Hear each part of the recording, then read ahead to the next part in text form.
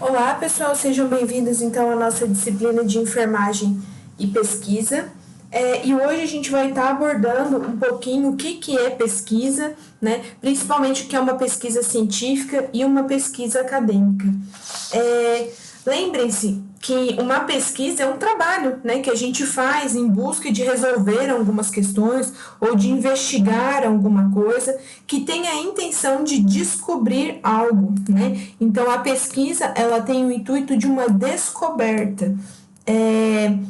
Algo que o aluno ou quem realiza, né, quer pesquisar. Então, uma pesquisa acadêmica ela é direcionada a estar aprendendo algo, né? Então, a gente vai estudar uma técnica de enfermagem, a gente vai aprender algo, a gente vai buscar em livros, a gente vai buscar conhecimento com os professores, né? A gente vai buscar em artigos científicos, pensando, né, que a gente busca um conhecimento científico, não mais um senso comum, né? Então, é um exercício de estudo. Quando a gente entra, né, na graduação, que é o primeiro nível de formação universitária, a gente realiza muita pesquisa acadêmica. E é a partir dessas pesquisas que as ideias científicas vão estar surgindo. Ok?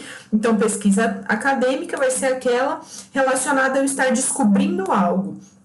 Já a pesquisa científica, né, ela tem como foco desenvolver uma nova tecnologia, descobrir algo novo daquilo que se espera, né, ter um problema de pesquisa e querer desvendar ele, né, ou refutar ou aceitar ideias já propostas sobre um determinado tema, né, e a pesquisa científica, ela vai sempre nos dar resultados, né, resultados mensuráveis, e ela vai nos dar resultados que são passíveis de outras pessoas conseguirem reproduzir o meu estudo, né? Então, tenham em mente que a pesquisa científica ela é um pouco mais demorada, né? Ela tem esse foco de desenvolver alguma coisa ou de comprovar algo que já foi pesquisado, enquanto a pesquisa acadêmica eu quero aprender algo, descobrir algo novo. Pensando nisso, a gente tem, né, no ensino superior, a gente tem que ter 3 pilares, né, que são formas, esses 3 pilares são formas de desenvolver habilidades profissionais em vocês, nos alunos, né, com ênfase, pensando ainda com ênfase na comunidade. Então, a gente tem que o ensino superior, um dos pilares, deve ser o ensino. O que seria esse ensino? É a forma, é o método como a informação vai ser transmitida ao aluno, né?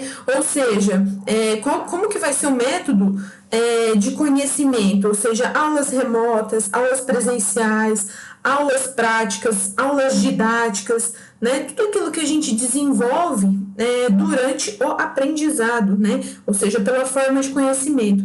Então, esse seria o primeiro pilar aí do ensino superior. O segundo pilar a gente chama de pesquisa, né? O que é essa pesquisa? É a materialização do conhecimento a partir de novos conhecimentos, que podem validar ou invalidar teorias que já existem sobre o assunto. Então, vai ser um conjunto de atividades que tem que ser orientada por um profissional, né, por um professor, tem que ser planejada a importância de um planejamento, né, que busca um conhecimento, né, que busca um produto final. Então, como que a gente vê isso no ensino superior, na graduação de vocês? No trabalho de conclusão de curso, que é onde vocês vão fazer uma pesquisa, né, científica, que vai ser útil ou para um grupo de pessoas, para uma classe profissional, seja os enfermeiros, seja para a comunidade, quando eu estiver pensando em saúde pública, ou seja em uma área específica, né? Então, eles vão ser úteis para algum grupo de indivíduos, né, que tem uma característica em comum.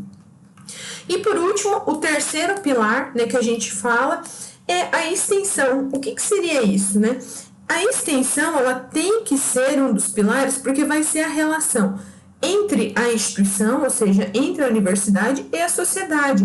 Então, vai ser a troca de conhecimento quando o aluno vai a campo, né, quando a gente pratica, realiza um estágio e faz atendimentos, faz orientações, faz consultas de enfermagem, né, tem sim em outras áreas, por exemplo, áreas jurídicas, tem a consultoria jurídica, né, então toda a graduação tem que ter esses 3 pilares bem embasados para conseguir ter uma boa formação profissional. E isso não é a professora que está dizendo, não é eu que estou dizendo que tem que ter esses 3 pilares. Isso é algo orientado pelo MEC, tá? Então, o ensino ele tem que ter essa subdivisão. Aí pensando, né, em pesquisas científicas, né, pensando aí a nível de graduação, né, a graduação ela é o primeiro nível de formação universitária, né, que ela pode ser dividida em bacharelado, licenciatura ou ainda superior tecnológico.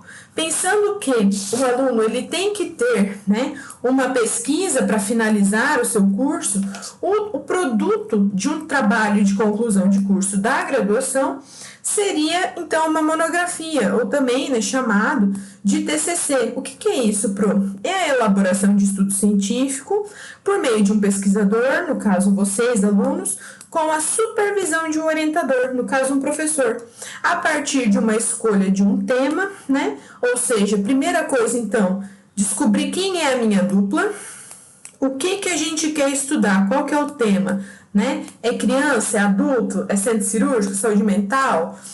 E depois desenvolver, delimitar um problema de pesquisa. O que seria um problema de pesquisa? Façam uma pergunta sobre o tema, o que vocês querem responder sobre isso, né? Qual que vai ser depois, pensem posteriormente, a gente vai pensar em como resolver esse problema, tudo bem? Então, essa monografia é isso, é um estudo, né, realizado pelo aluno com uma supervisão para estar conseguindo desvelar, ou seja, para estar conseguindo ter um produto final para conseguir formar, né? Aí a gente tem a pós-graduação que a gente chama de stricto sensu, né? O que é isso? Já é um primeiro nível de curso de pós-graduação, né? De pós-graduação stricto sensu, que vai possibilitar, né, quem faz o mestrado possibilita uma aprofundação uma formação mais profunda sobre algo que se quer estudar. Então, a dissertação, ela vai ser o quê? O produto final de uma pós-graduação stricto sensu, né? Essa pós-graduação stricto sensu, ela pode ser de 2 jeitos, né? Ela pode ser um mestrado profissional ou um mestrado acadêmico. O mestrado profissional é aquele que é realizado em campo, né? Por exemplo, quem vai fazer um mestrado profissional em enfermagem num hospital universitário, né? E o mestrado acadêmico é aquele que você vai ter um tempo maior direcionado à sua pesquisa.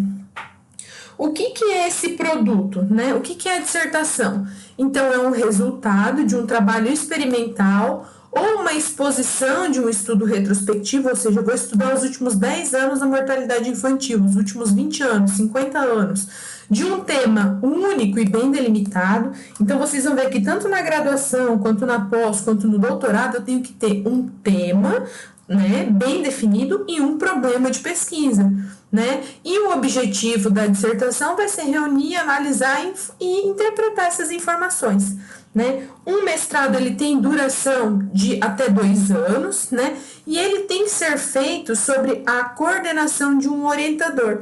E esse orientador do aluno de mestrado, né? Ele entra com a graduação, ele quer ser mestre. Então, quem vai orientar este aluno, né? Esse indivíduo, tem que ter uma titulação maior, que seria uma titulação de doutor, visando esse ser mais apto e capacitado a estar fazendo orientação a um futuro mestre, né? Então, por exemplo, a professora fez o mestrado lá na Unesp e a minha orientadora era uma doutora, né, no assunto em questão. A mesma coisa as demais profs que estão fazendo o doutorado ou que estão fazendo ou que já fizeram o doutorado. Aí a gente tem também, né, o nível que a gente chama de mais elevado dos sistemas, que seria o doutorado, né? O doutorado, então, ele busca comprovar a capacidade de desenvolvimento e de investigação em um determinado campo da ciência. O que quer dizer isso, então? Ele vai ser um período mais longo, de até 4 anos, né? Em alguns locais pode ser prorrogado por mais 6 meses, mas ele vai mostrar a capacidade que o indivíduo tem de desenvolver uma investigação científica, né? Uma pesquisa científica. Então, o produto disso, o produto de um doutorado, a gente chama de tese, né? Erroneamente, muitas pessoas falam que vão apresentar tese de dissertação, mas a dissertação é um produto final do mestrado e a tese é um produto final do doutorado, né? Vai ser uma contribuição inédita, isso é importante salientar, né? Porque eu não posso, diferente do mestrado, que eu posso responder a uma pergunta, um problema de pesquisa, o doutorado eu tenho que pensar em algo inédito, em algo que ainda não foi estudado pela comunidade. Então a gente deve defender uma ideia, deve defender um método, ou pontuar, acusar esse meio e esse método, tá? Então é um documento que apresenta um resultado final, né? Pode ser experimental, pode ser de estudo, pode ser retrospectivo, tudo vai depender, né, do que se quer estudar, do seu problema de pesquisa. Tem que ser elaborado com uma base em investigação original, né? Vocês vão ter uma aula de busca de dados, de banco de dados, e visa obter o título de doutor. Então, também necessita de um orientador que também vai ter uma titulação de doutor, né? E a gente fala até, né, nas entrelinhas, que isso não é escrito, né? A gente fala que é um conhecimento de senso comum, que o mestrado é para quem quer começar a lecionar, né? Eu quero dar aula, eu quero ter uma vida acadêmica. E a tese, o doutorado, é para quem busca pesquisa, é para aquele indivíduo que quer sempre estar respondendo a perguntas, né? Quer estar vendo novos métodos, novos produtos. E a gente tem ainda, para eu não colocar aqui, o pós-doutorado. É porque o pós-doutorado, ele não é um grau, né?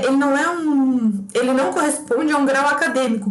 Ele é, na verdade, um estudo, né? Um estágio de estudos que podem ser realizados em uma universidade ou em uma instituição, né? Que vai estar aprimorando as habilidades, né? Por exemplo, a Pro fez o pós-doutorado dela em enfermagem, né? Então, eu acompanhei durante 1 ano, né? O período de pós-doc pode ser de 1 ano até 5 anos, dependendo se ele tem remuneração, se não tem remuneração, para aprimorar o indivíduo àquelas competências que ele vem estudando, tá? Mas não quer dizer que um pós-doc tem um grau maior que um doutor, tá? São coisas diferentes. Na prática, então, é isso que a Pro falou. Um mestrado para quem quer mais lecionar, a pesquisa quem é um doutor, e para quem quer aprimorar realmente, né, aquele seu estudo direcionado a alguma coisa, é o pós-doutor. A gente tem ainda, né, as pós-graduações que a gente chama de lato sensu, né, que são as especializações. O que quer dizer isso? Né? Não dão uma titulação ao indivíduo, mas elas aproximam mais vocês de uma área que vocês tenham afinidade, porque a gente sai como um enfermeiro generalista, né, conhecendo vários campos. Então, fazer uma pós-graduação lato sensu é afunilar, né, em um campo, né, aquele que você quer estudar e trabalhar no futuro.